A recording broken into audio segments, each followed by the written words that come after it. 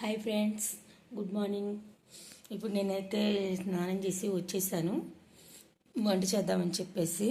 ఈరోజు టిఫిన్ వచ్చేసేటప్పటికి రవ్వ దోశ బ్యాటర్ అయితే రెడీ చేసుకొని బయటకు వెళ్ళి వాకిలి జిమ్ వచ్చి వీడియో అయితే కంటిన్యూ చేస్తాను. వచ్చిన తర్వాత చెప్తాను మీకు కర్రీస్ కూడా ఏం చేస్తున్నాను అనేది. ప్లీజ్ లైక్, సబ్స్క్రైబ్ అబ్బా.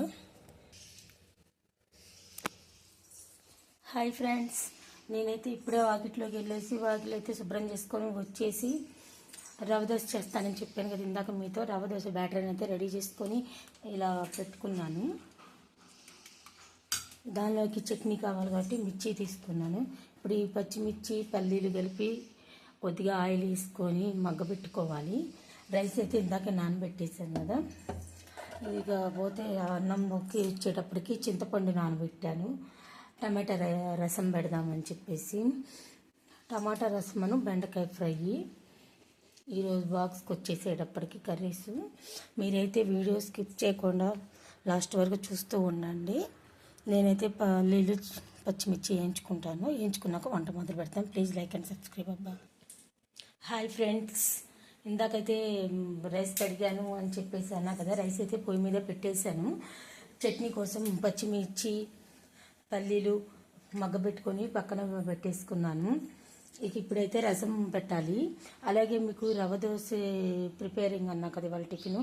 రవ్వ దోశకి వచ్చేసేటప్పటికి నేను ఈ గ్లాస్ బొంబాయి రవ్వ, గ్లాస్ బియ్యం పిండి, గ్లాస్ గోధుమ పిండి తీసుకున్నాను. మామూలుగా అందరైతే మైదా తీసుకుంటారు, కానీ మైదా వాడకూడదు కాబట్టి దాని ప్లేస్లో గోధుమ పిండి తీసుకొని రుచికి సరిపడా సాల్ట్ వేసుకొని జీరా వేసుకున్నాను. జీలకర్ర దేనికంటే అరుగుదలకి ఉంటుంది, పిల్లలకి డైజెషన్ అవ్వడానికి అయిద్దని చెప్పి నేను కంపల్సరీగా నార్మల్ దోశ పిండిలోనైనా దేంట్లోనే సరే జీరా వేసి చేస్తాను. సరే, ఇప్పుడైతే మీకు రసం పొయ్యి మీద పెట్టేస్తాను. మీరైతే వీడియో స్కిప్ చేయకుండా లాస్ట్ వరకు చూస్తూ ఉండండి. హాయ్ ఫ్రెండ్స్, రైస్ అయితే ఆల్మోస్ట్ ఉడకటం అయిపోవచ్చింది. నేనైతే ఇదిగోండి రసం పెడతానని చెప్పాను కదా, రసం అయితే పెట్టేశాను. ఈ రసానికి అయితే చింతపండు నానబెట్టుకున్నాను కదా, చింతపండు గుజ్జు తీసి పోసాను. దానిలోకి వచ్చేటప్పటికి 2 టమాటాలు 2-3 పచ్చిమిర్చి తీసుకొని కట్ చేసి వేసేసుకున్నాను. తాలింపుకి వచ్చేటప్పటికి పోపు దినుసులు వేసుకొని ఎండుమిర్చి చిన్నులపాయలు అన్నీ వేసుకొని పోపు వేసేసి టమాటా ముక్కలు కూడా వేసిన తర్వాత మజ్జిగ ఈ చింతపండు పులుసు అయితే పోసేసాను. ఇది దీనికి రుచికి సరిపడా సాల్ట్ వేసి పసుపు వేసేసాను. ఇది బాగా మరిగిన తర్వాత అయితే రసం పౌడర్ వేస్తాను. ఈ రసం పౌడర్ అనేది అయితే నేను ఇంట్లోనే తయారు చేసుకున్నాను, బయట కొన్నది కాదు. ఇదే యూజ్ చేస్తాను. ఆ రసం పౌడర్ అయితే వేసేస్తాను. రసం మరిగిన తర్వాత మీరైతే వీడియో స్కిప్ చేయకుండా లాస్ట్ వరకు చూస్తున్నాను. లైక్ అండ్ సబ్స్క్రైబ్ చేయండి, షేర్ చేయండి ప్లీజ్. వీడియో అయితే కంటిన్యూ అయ్యింది, ఎక్కడ స్కిప్ చేయొద్దు. హాయ్ ఫ్రెండ్స్, ఇందాకైతే చట్నీ మిక్సీ పెట్టాలని చెప్పా కదా, ఇదిగోండి చట్నీ అయితే మిక్సీ పెట్టేశాను.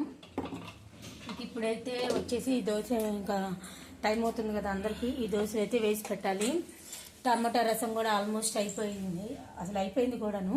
ఇందాక మీకు చెప్పడం మర్చిపోయాను, ఇందులో కరివేపాకు కూడా వేసాను. రైస్ అయిపోయింది, రసం అయిపోయింది, చట్నీ అయిపోయింది. ఇక దోశలు పోసి వీళ్ళకి పెట్టి పంపించమను.